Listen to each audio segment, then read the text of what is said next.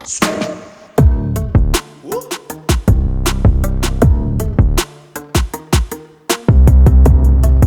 មគោរពនិងជំរាបសួរអតិថិជនដែលកំពុងតាមដានទស្សនាវីដេអូនេះទាំងអស់គ្នាថ្ងៃនេះផងដែរខ្ញុំសូមណែនាំនៅប្រភេទម៉ាស៊ីន Tractor ខ្នាតតូចស៊េរីថ្មី model NCT R001 ចំពោះប្រភេទម៉ាស៊ីន Tractor នេះផងដែរជាប្រភេទម៉ាស៊ីនម៉ាស៊ូតកម្លាំងខ្លាំងកម្លាំង11សេសដែលវាអាចធ្វើការបញ្ឆេះដោយក្បាលដេរបញ្ឆេះចំពោះប្រភេទប្រអប់លេខគឺមានប្រអប់លេខមុខក្រោយជាពិសេសប្រអប់លេខសម្រាប់ប្រើប្រាស់កង់4និងប្រភេទប្រអប់លេខវាយដីដែលមានកម្លាំងខ្លាំងសម្រាប់ការងារភ្ជួររាស់ផងដែរហើយម៉ាស៊ីន Tractor ខ្នាតតូចនេះផងដែរគឺវាមានភ្ជាប់មកជាមួយនឹងកង់ភ្ជួរមួយមុខក្រោយកង់កាប់ដីកង់ភ្ជួររាស់កង់ជ្រោយដីកង់ដែកមានភ្លើងបំភ្លឺពីមុខភ្លើងស៊ីញ៉ូឆ្វេងស្ដាំនិងភ្ជាប់មកជាមួយនឹងដោយងាយស្រួលក្នុងការផ្លាស់ប្ដូរកង់ផងដែរ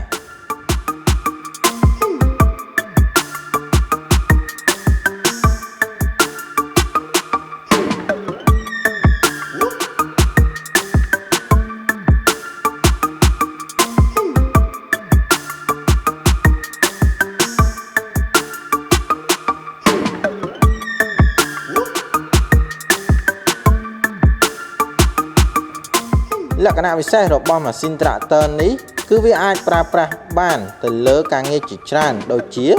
ការងារភ្ជួររាស់ការងារជ្រោយដីការងារកាប់ដីនិងការងារផ្សេងៗទៀតបានជាច្រើនផងដែរ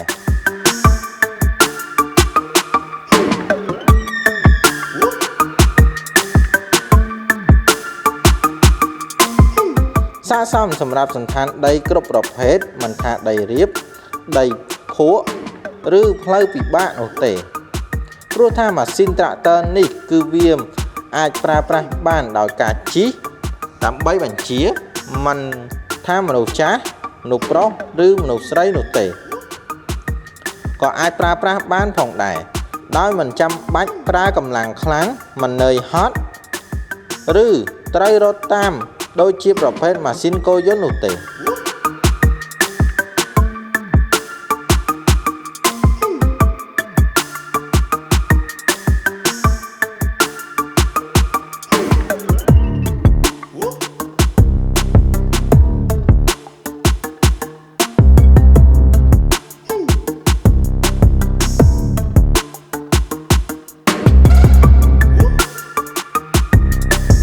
ផលនេះក៏តិចយើងក៏មានបន្ថែមទៅលើការធានារយៈពេល6ខែនិង1ឆ្នាំទៅលើគ្រឿងបន្លាស់ទៅតាមប្រភេទផលិតផលនីមួយៗនិងមានការធានារយៈពេល3ឆ្នាំទៅលើសេវាកម្មជួសជុលជាពិសេសយើងមានដៃគូជួសជុលទូទាំង25ខេត្តក្រុងនិងមានភាពងាយស្រួលក្នុងការរកជាវបានទូទាំងប្រទេសកម្ពុជា